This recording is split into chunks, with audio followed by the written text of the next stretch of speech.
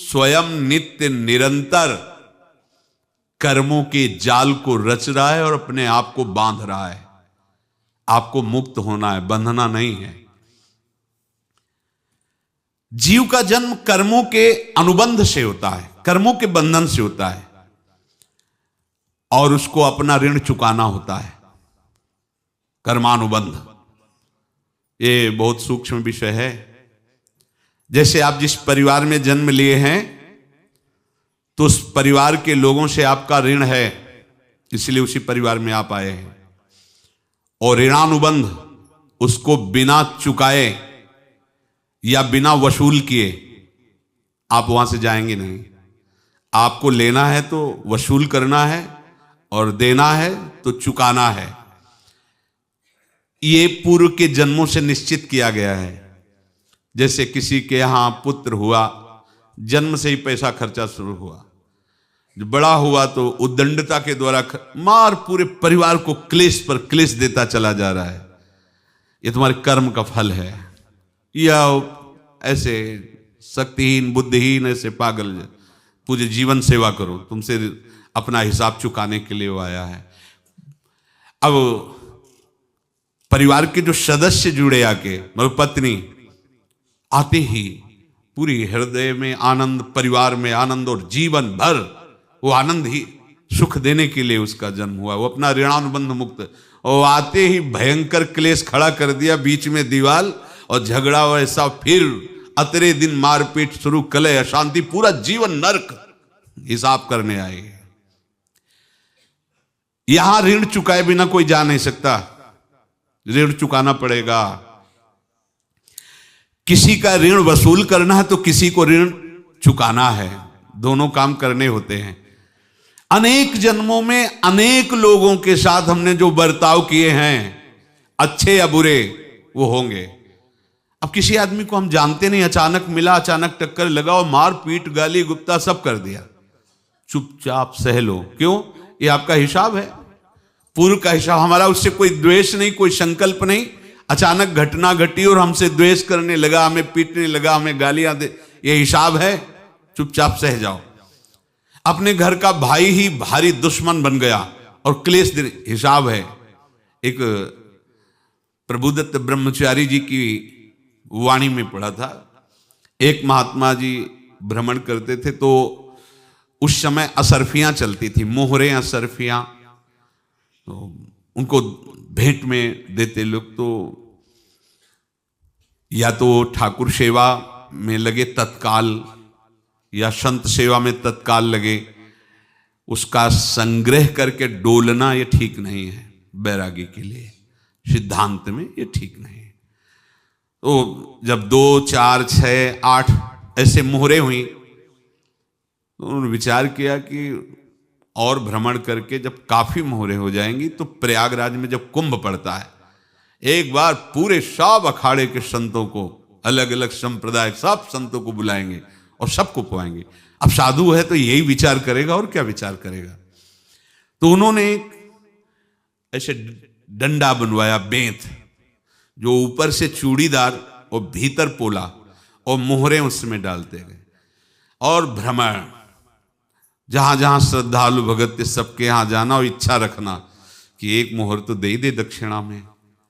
कामना कोई भी हो वो बांधती ही है, ध्यान रखना।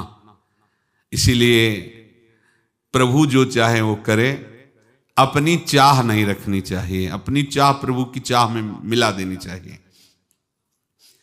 धीरे धीरे वो छड़ी भर गई। भ्रमण करने वाले महात्मा चूड़ी लगाई, इंतजार करते रहे। जब प्रयाग का कुंभ पड़ा तो चले। तो रास्ते में एक गांव में पूछा जाता है, जैसे कहीं रुको कि कोई श्रद्धालु ऐसा है जो संत सेवी है। तो कुछ लोगों ने बताया, हाँ एक परिवार है बहुत संत सेवी है और आपको मिलाते हैं उनसे। हाँ ये महाराज घर में रुका, खूब अच्छा हलवा पूड़ी पवाया, और जो घर के मालिक थे चरण दबाए। चरण दबाते दबाते उनकी दृष्टि पड़ी उस डंडे पे, इतना मोटा और ऊपर से कुछ चूड़ी सी भी नजर आ रही, इस डंडे में तो कोई रहस्य है ही है। अब महात्मा जी को खवा पिला के सुला दिया। महात्मा जी जब सो गए तो पत्नी से धीरे से कहा, वो डंडा लाओ बाबा जी का। डंडा, वो चूड़ीदार जो ही खोला पलटाया तो सैकड़ों मोहरे। ऐसे संत रोज पधारे भगवान, तुम आनंद हो जाए फिर क्या। पत्नी से कहा, नाप के कंकड़ लाओ। वो तो महात्मा जी तो खाए खीर पूड़ी, आराम से सो रहे। रात में पूरी प्लानिंग करके उसमें कंकड़ भर के चूड़ी लगाकर सिराने रख दिया, सारी मोहरें हटा ली। महात्मा जी आराम से छड़ी उठाए तो वजन पक्का। वैसे बड़े लोग चतुर होते हैं, पर ये नहीं जानते कि कर्म कितना भयानक होता है। और उनकी कोई संतान नहीं थी, पर धन में इतना प्रेम उनको था। बहुत सावधान। साधु महात्माओं के पास जो अर्थ है, गृहस्थी अगर आता वहीं से है, पर अगर उसको जोर जबरदस्ती या किसी छल कपट से, तो वो उसका विनाश ही करता है। आज तक का प्रमाण है। अब उनको ये भाव पता नहीं होगा, या पता होगा तो लोभ के कारण वो उसको मान नहीं पाए होंगे। महात्मा जी गए प्रयाग में, किसी अखाड़े पर रुके और वहां प्रार्थना की कि कल जो है संपूर्ण अखाड़ों का निमंत्रण किया जाए और सब संतों को भोग पवाया जाए और उनको दक्षिणा भी दी जाए। महंत ने सोचा कि बहुत बड़ा है तो उत्सव है, क्योंकि प्रयाग में कितने हजारों संत महात्मा सब। तो उनका, महाराज बोरों इसमें चीनी और टीनों घी लगेगा, सब व्यवस्था। बोले आप मंगाइए, एक एक हिसाब हम करेंगे, हमारे पास सब व्यवस्था है। बोले कुछ तो पहले दे दो, इकट्ठे देंगे हम। उनको था कि अगर हम छड़ी खोला और दो चार मोहरे दी, किसी को पता लग गया तो गड़बड़ हो सकती। बोले हम भंडारे के समय आखिरी में सब कुछ आपको दे देंगे। ठीक है। वो अपने पास से पैसे लगाकर खूब जितना सामग्री सब लाए, लाखों की, और सब संतों को निमंत्रण कर दिया। संत जन निमंत्रित हो गए, भंडारा बन रहा है। तब वहां के महंत है और उनका देखो भंडारा भी बन रहा है, संतों को निमंत्रण।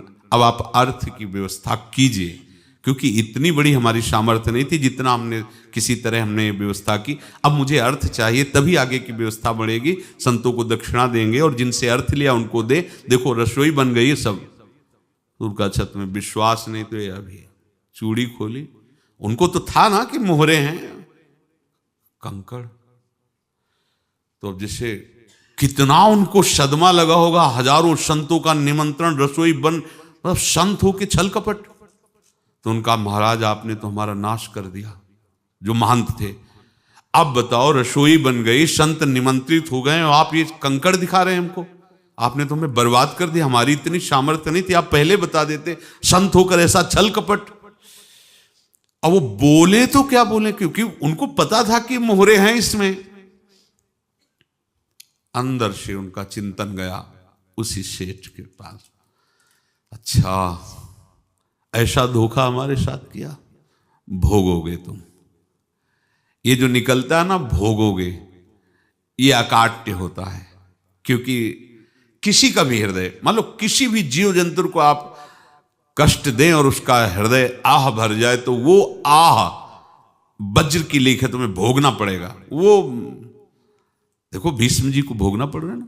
सांप को ऐसे धनुष की नोक से उठाया और बंबूल के कांटों के ऊपर फेंक दिया, कई दिन तक छेदा हुआ, वो आह भर करके मरा। तो आपको 6 महीने बाणों की सैया पर आह किसी की ना लेना जिंदगी में।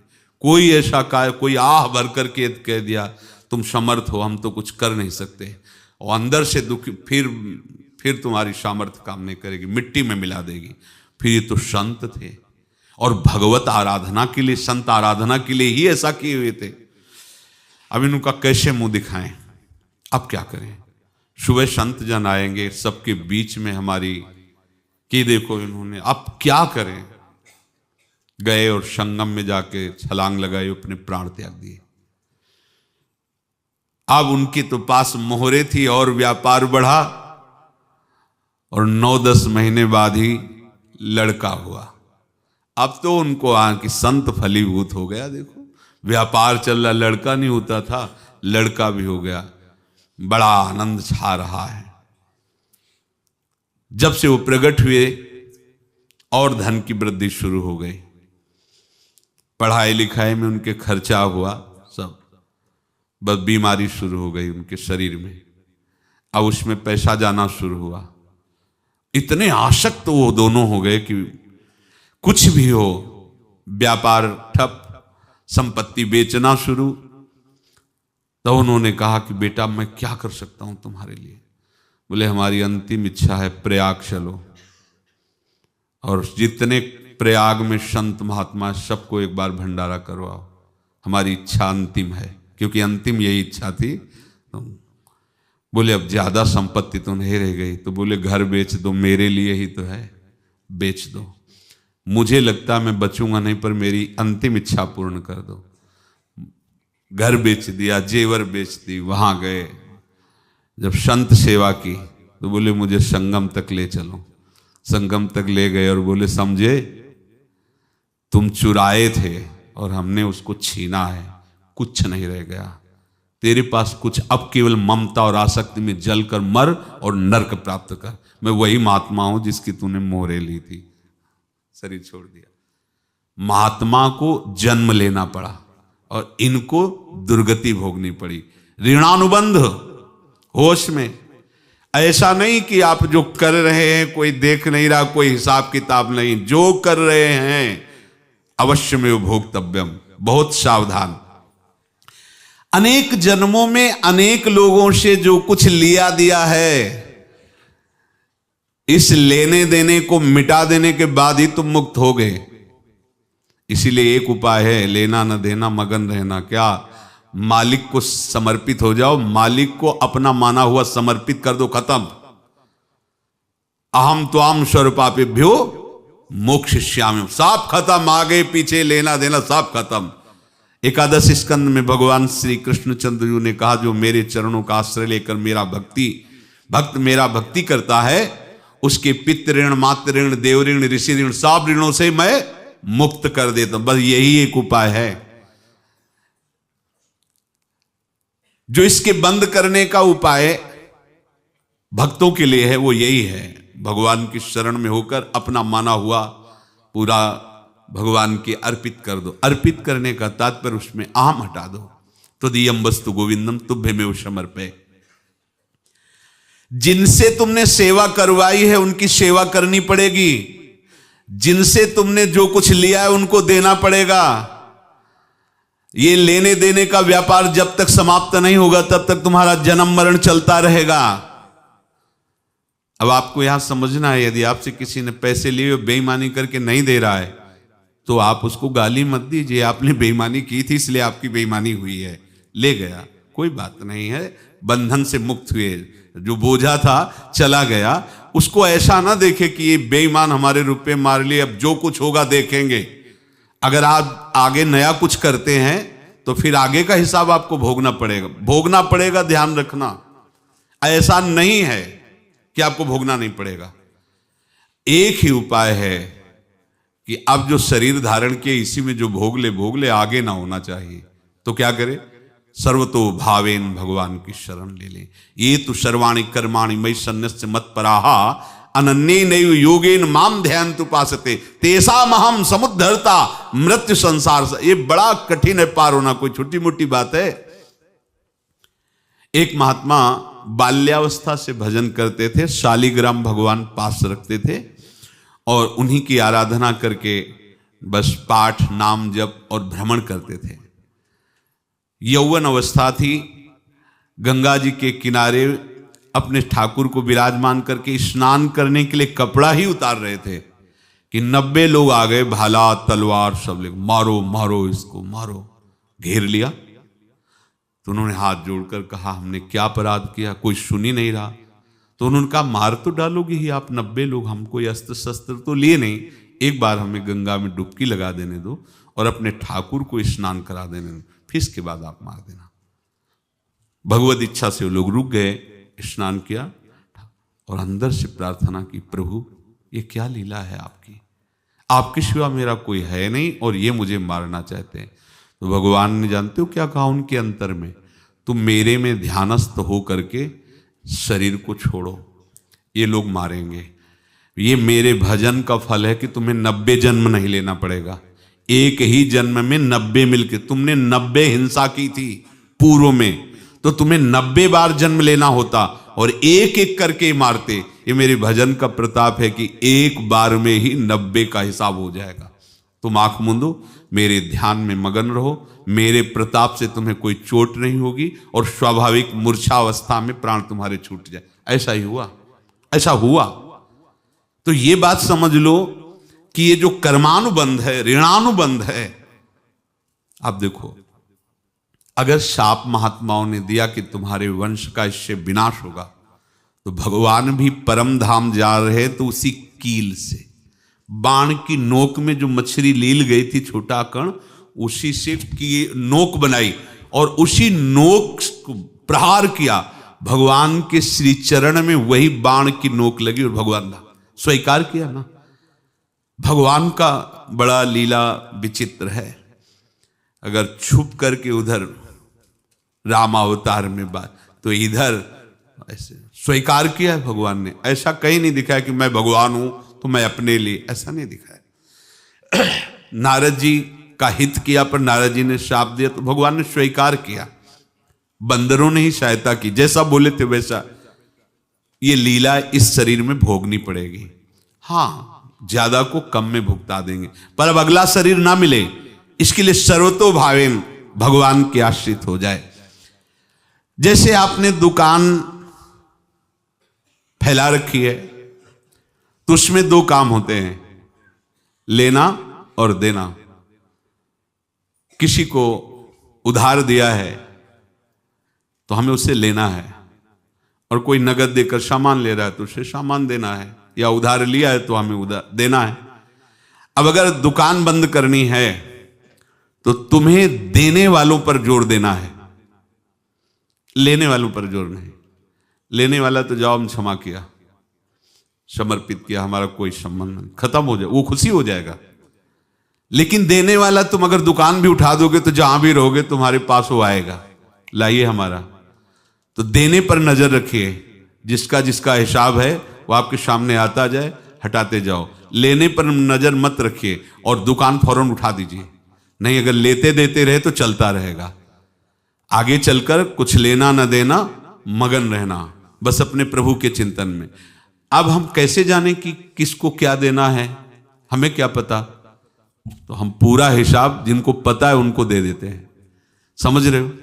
उनको पता है क्या लेना है क्या देना है, तो इनके पास पहुंच गए, सरकारी हिसाब से सब बराबर कर देंगे। हमको अपनी जिम्मेवारी इनकी चरणों में समर्पित कर देना है, तभी हम जीवन मुक्त होंगे। ये रहस्य की बात है।